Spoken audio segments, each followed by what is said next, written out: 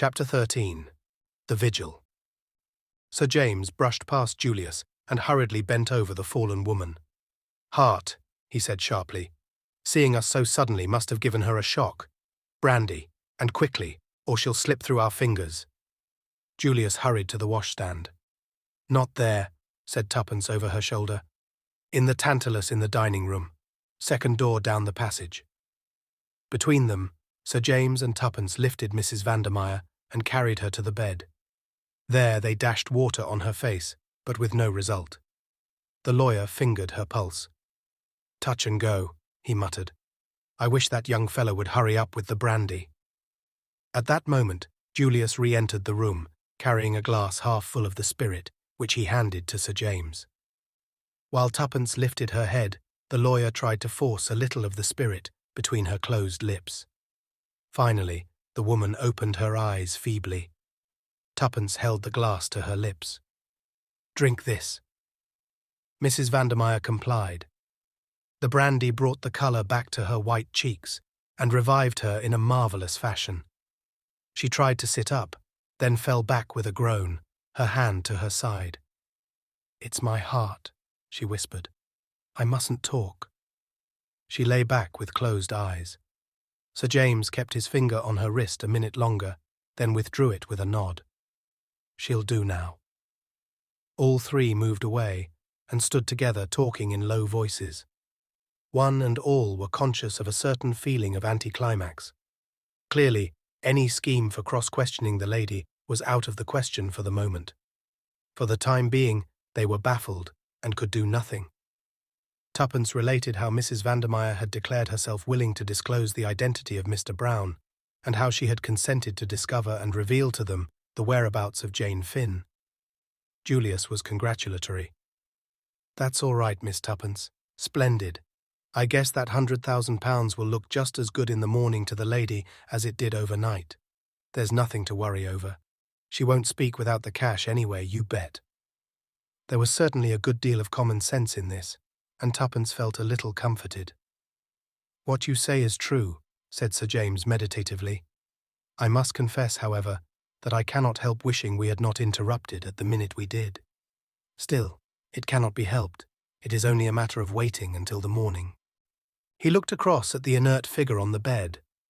Mrs. Vandermeyer lay perfectly passive with closed eyes. He shook his head.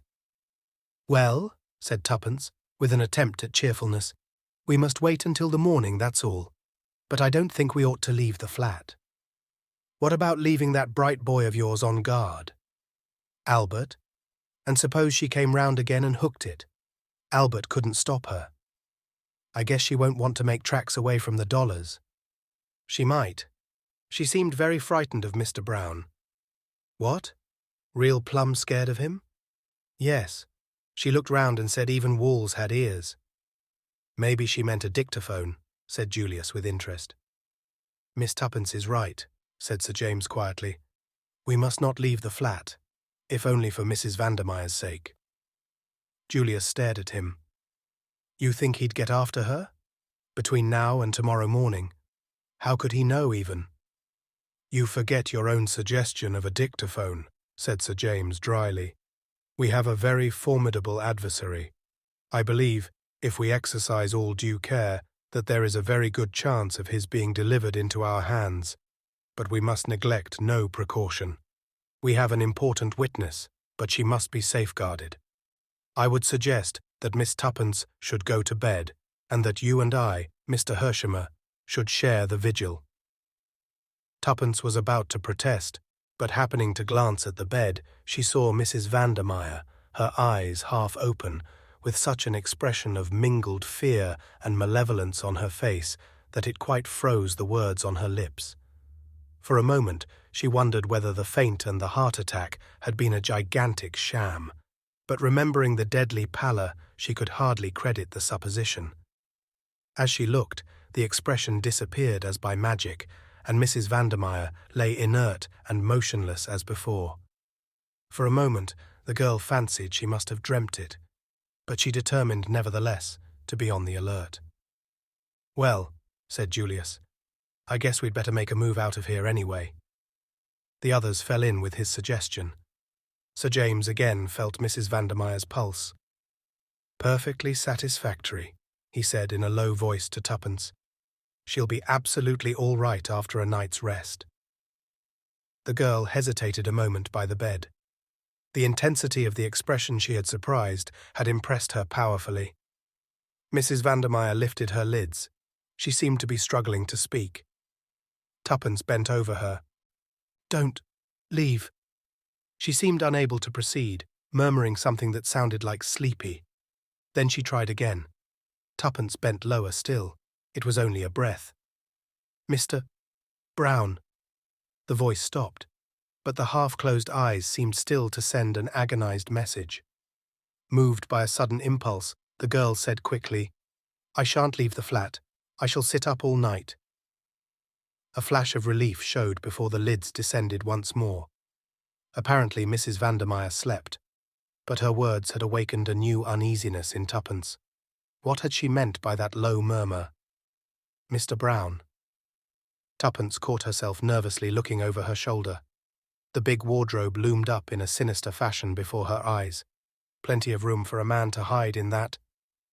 Half ashamed of herself, Tuppence pulled it open and looked inside. No one, of course. She stooped down and looked under the bed. There was no other possible hiding place. Tuppence gave her familiar shake of the shoulders. It was absurd, this giving way to nerves. Slowly, she went out of the room. Julius and Sir James were talking in a low voice. Sir James turned to her. "Lock the door on the outside, please, Miss Tuppence, and take out the key.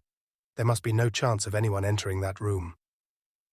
The gravity of his manner impressed them, and Tuppence felt less ashamed of her attack of nerves. "Say," remarked Julius suddenly, "there's Tuppence's bright boy. I guess I'd better go down and ease his young mind. That's some lad, Tuppence." "How did you get in, by the way?" asked Tuppence suddenly. "I forgot to ask." "Well, Albert got me on the phone all right. I ran round for Sir James here, and we came right on. The boy was on the lookout for us, and was just a mite worried about what might have happened to you. He'd been listening outside the door of the flat, but couldn't hear anything.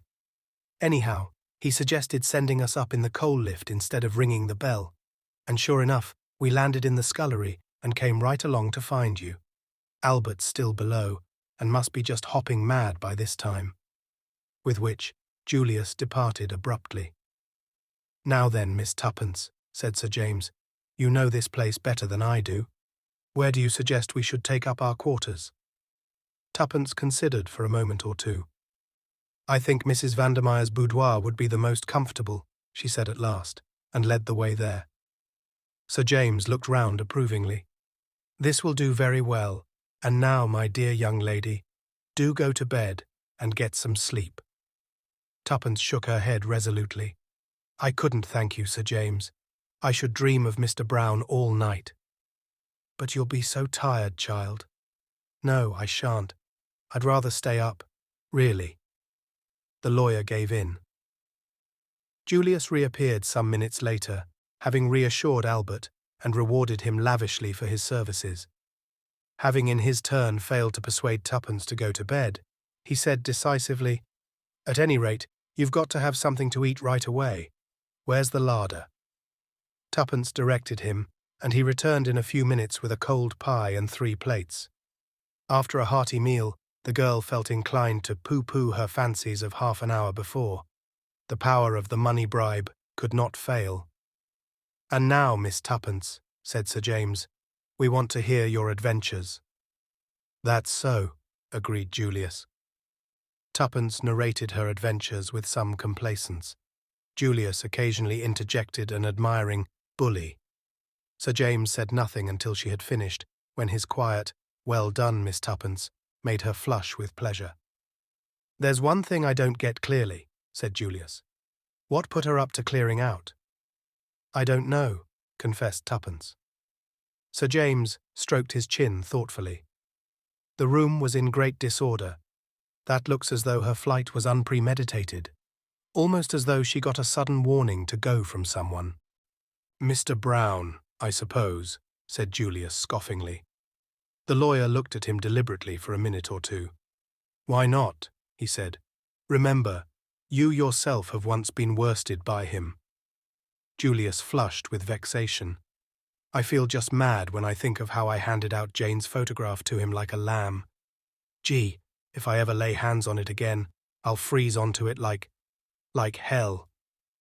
That contingency is likely to be a remote one, said the other dryly.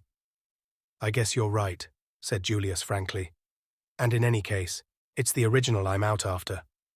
Where do you think she can be, Sir James? The lawyer shook his head. Impossible to say, but I've a very good idea where she has been. You have? Where? Sir James smiled. At the scene of your nocturnal adventures, the Bournemouth nursing home. There? Impossible. I asked. No, my dear sir. You asked if anyone of the name of Jane Finn had been there. Now, if the girl had been placed there, it would almost certainly be under an assumed name. Bully for you! Cried Julius. I never thought of that. It was fairly obvious, said the other.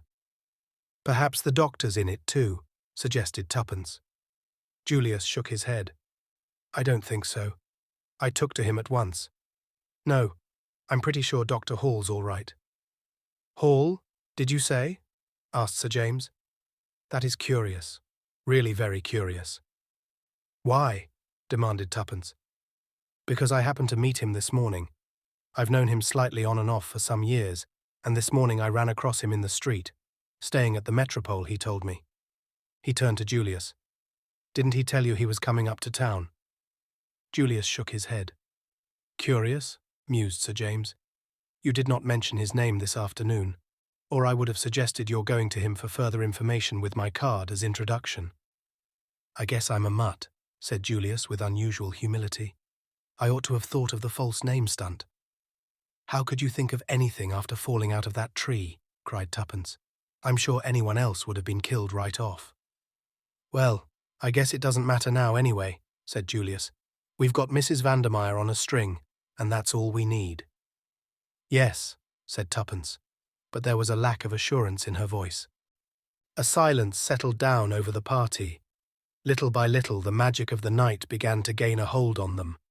There were sudden creaks of the furniture, imperceptible rustlings in the curtains. Suddenly, Tuppence sprang up with a cry. I can't help it. I know Mr. Brown's somewhere in the flat. I can feel him. Sure, Tuppence, how could he be? This door's open into the hall. No one could have come in by the front door without our seeing and hearing him. I can't help it. I feel he's here. She looked appealingly at Sir James, who replied gravely, With due deference to your feelings, Miss Tuppence, and mine as well for that matter, I do not see how it is humanly possible for anyone to be in the flat without our knowledge. The girl was a little comforted by his words. Sitting up at night is always rather jumpy, she confessed. Yes, said Sir James, we are in the condition of people holding a séance. Perhaps if a medium were present, we might get some marvellous results. Do you believe in spiritualism? Asked Tuppence, opening her eyes wide. The lawyer shrugged his shoulders. There is some truth in it, without a doubt, but most of the testimony would not pass muster in the witness box. The hours drew on. With the first faint glimmerings of dawn, Sir James drew aside the curtains. They beheld, what few Londoners see, the slow rising of the sun over the sleeping city. Somehow, with the coming of the light, the dreads and fancies of the past night seemed absurd. Tuppence's spirits revived to the normal. Hooray, she said. It's going to be a gorgeous day, and we shall find Tommy and Jane Finn, and everything will be lovely. I shall ask Mr. Carter if I can't be made a dame. At 7 o'clock, Tuppence volunteered to go and make some tea. She returned with a tray containing the teapot and 4 cups. Who's the other cup for? Inquired Julius. The prisoner, of course. I suppose we might call her that. Taking her tea seems a kind of anticlimax to last night, said Julius thoughtfully. Yes, it does, admitted Tuppence. But anyway, here goes. Perhaps you'd both come too, in case she springs on me or anything. You see, we don't know what mood she'll wake up in. Sir James and Julius accompanied her to the door. Where's the key? Oh, of course, I've got it myself. She put it in the lock and turned it, then paused. Supposing, after all, she's escaped, she murmured in a whisper. Plumb impossible, replied Julius reassuringly. But Sir James said nothing. Tuppence drew a long breath and entered. She heaved a sigh of relief as she saw that Mrs. Vandermeyer was lying on the bed. Good morning, she remarked cheerfully. I've brought you some tea. Mrs. Vandermeyer did not reply. Tuppence put down the cup on the table by the bed and went across to draw up the blinds. When she turned, Mrs. Vandermeyer still lay without a movement. With a sudden fear clutching at her heart, Tuppence ran to the bed. The hand she lifted was cold as ice. Mrs. Vandermeyer would never speak now. Her cry brought the others. A very few minutes sufficed. Mrs. Vandermeyer was dead, must have been dead some hours. She had evidently died in her sleep. If that isn't the cruelest luck, cried Julius in despair. The lawyer was calmer, but there was a curious gleam in his eyes. If it is luck, he replied, you don't think, but say, that's plumb impossible. No one could have got in. No, admitted the lawyer. I don't see how they could. And yet, she is on the point of betraying Mr. Brown, and she dies. Is it only chance? But how? Yes, how? That is what we must find out. He stood there silently, gently stroking his chin. We must find out, he said quietly. And Tuppence felt that if she was Mr. Brown, she would not like the tone of those simple words. Julius's glance went to the window.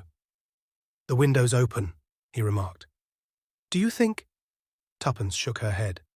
The balcony only goes along as far as the boudoir. We were there. He might have slipped out, suggested Julius. But Sir James interrupted him. Mr. Brown's methods are not so crude. In the meantime, we must send for a doctor. But before we do so, is there anything in this room that might be of value to us? Hastily, the three searched. A charred mass in the grate indicated that Mrs. Vandermeyer had been burning papers on the eve of her flight. Nothing of importance remained, though they searched the other rooms as well. There's that, said Tuppence suddenly, pointing to a small old-fashioned safe let into the wall. It's for jewellery, I believe, but there might be something else in it. The key was in the lock, and Julius swung open the door and searched inside. He was some time over the task. Well, said Tuppence impatiently. There was a pause before Julius answered. Then he withdrew his head and shut to the door. Nothing, he said. In 5 minutes, a brisk young doctor arrived, hastily summoned. He was deferential to Sir James, whom he recognized. Heart failure, or possibly an overdose of some sleeping draught, he sniffed. Rather an odour of chloral in the air. Tuppence remembered the glass she had upset. A new thought drove her to the washstand. She found the little bottle from which Mrs. Vandermeyer had poured a few drops. It had been 3 parts full. Now, it was empty.